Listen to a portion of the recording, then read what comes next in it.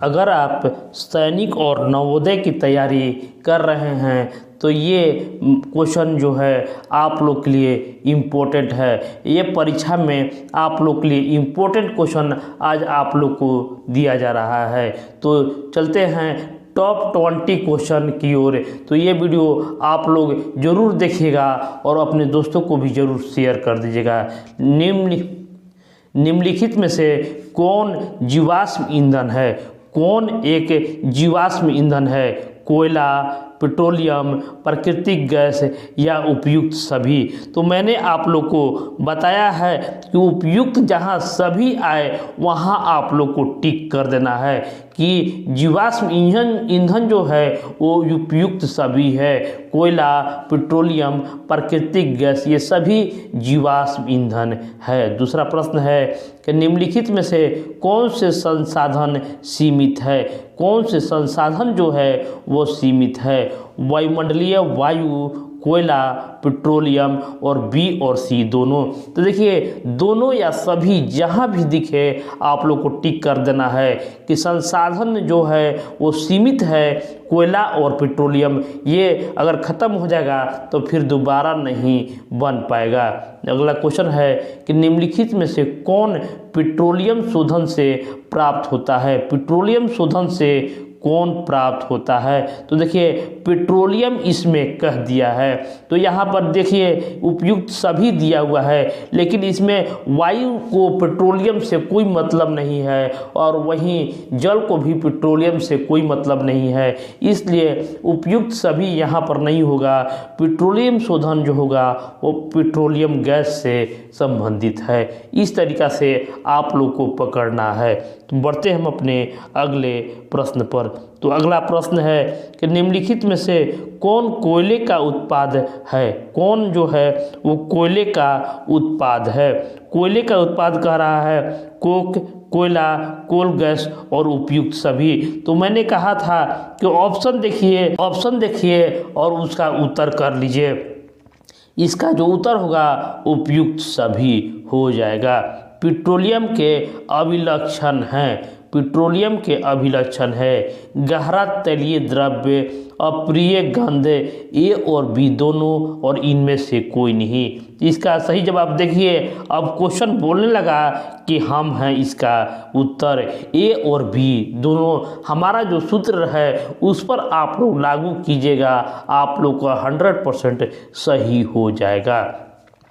उद्योगों में कोयले के संसाधन से निम्नलिखित उपयोगी पदार्थ प्राप्त होता है। देखिए कोलतार, कोल गैस और कोक। देखिए उपयुक्त सभी है, तो आप लोग बिना देखे आँख मूंदे इसको हल कर देना है। आप लोग का सही होगा ही होगा।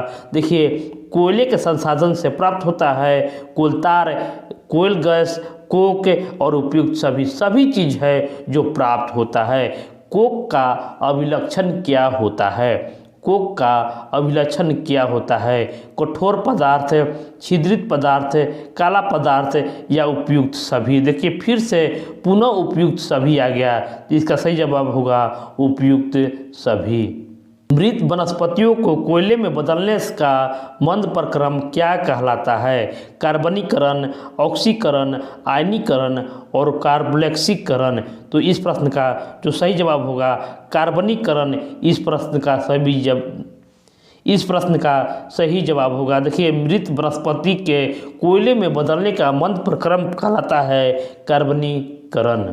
नौवां प्रश्न है कि कोयले का प्रयोग किसमें किया जाता है? देखिए वायुयान, रेल भाप इंजन, भारी स्वचालित वाहन और उपयुक्त सभी। देखिए इसमें उपयुक्त सभी तो है, लेकिन यहाँ पर वायुयान दिया है। वायुयान में कोयले का प्रयोग नहीं होता है, इसलिए यहाँ पर रेल भाप इंजन। देखिए रेल भाप इंजन में कोयले का प्रयोग किया जाता था। उसी तरह अगला क्वेश्चन है कि पेट्रोलियम के निर्माण किन जीवधारियों से हुआ है? वायु में तैरने वाले, समुद्र में रहने वाले, बाग में झूलने वाले और उपयुक्त सभी। इसका जो सही जवाब होगा समुद्र में रहने वाले जीवधारियों से पेट्रोलियम का निर्माण होता है, क्योंकि समुद्र के अंदर सड़े गले पदार्थ से ही कार्बनीकरण होकर ही और कार्बनीकरण होकर ही पेट्रोलियम का निर्माण होता है। अगला क्वेश्चन है कि निम्नलिखित में से कौन जीवाश्म ईंधन नहीं है? कौन है जो जीवाश्म ईंधन नहीं है? पेट्रोल, कोक, चारकोल और कोयला। तो देखिए इसमें से कौन अलग है? तो ये है चारकोल। जो लकड़ी के जला हुआ जो टुकड़ा बचता है उसी को चारकोल कहा जाता है। तो ये जो है वो जीवाश्म ईंधन नहीं है। एलपीजी का प्रमुख घटक होता है। एलपीजी का प्रमुख घटक होता है हाइड्रोजन, कार्बन मोनोऑक्साइड, मीथेन और ब्यूटेन। तो इसका सही जवाब होगा एलपीजी का मुख्य घटक जो होता है वो ब्यूटेन होता है। सीएनजी का मुख्य घटक क्या होता है? सीएनजी का मुख्य घटक क्या होता है? तो देखिए सीएनजी का मुख्य घटक जो होता है वो मीथेन गैस होता है, जिसका CH4 सूत्र होता है। सीएनजी का मुख्य घटक मीथेन होता है। अगला क्वेश्चन है कि चट्टानों के मध्य दबे पेट्रोलियम के ऊपर कौन सी गैस पाई जाती है? बहुत ही इंपॉर्टेंट क्वेश्चन है। चट्टानों के मध्य दबे पेट्रोलियम के ऊपर कौन सी गैस पाई जाती है? तो देखिए ये होगा प्राकृतिक गैस। प्राकृतिक गैस पाई जाती है। निम्नलिखित में से कौन ऊर्जा का अनवीनीकरण स्रोत नहीं है? कौन ऊर्जा का अनवीनीकरण स्रोत नहीं है? इसका उत्तर जो हो जाएगा बायोगैस। बायोगैस जो है अनवीनीकरण स्रोत नहीं है। मंद प्रक्रम जिसमें भूमि के गहरे दबे हुए पादप तथा जंतु कोयले में परिवर्तित हुए कहलाता है। परिवर्तित हुए कहलाता है। तो इसका सही जवाब होगा कार्बनिकीकरण। देखिए मध्य प्रक्रम जिसमें भूमि के गहरे भाग में दबे हुए पादप या जंतु के अवशेष सड़ गल के कोयले का निर्माण करता है, वो प्रक्रिया को कार्बनिकीकरण कहा जाता है। निम्नलिखित में से कौन काला सोना कहलाता है? कौन जो है वो काला सोना कहलाता है? देखिए कोयला, कोलतार, पेट्रोलियम और इनमें से कोई नहीं। तो काला सोना आप लोग याद कर लीजिएगा कि पेट्रोलियम को कहा जाता है। काला सोना पेट्रोलियम को कहा जाता है। और कोलतार में उपस्थित विभिन्न अवयवों को पृथक करने वाला प्रक्रम कहलाता है। कोलतार में उपस्थित विभिन्न अवयवों को पृथक करने वाला प्रक्रम क्या कहलाता है? तो देखिए ये कहलाता है प्रभाजी आसवन। प्रभाजी आसवन कहा जाता है।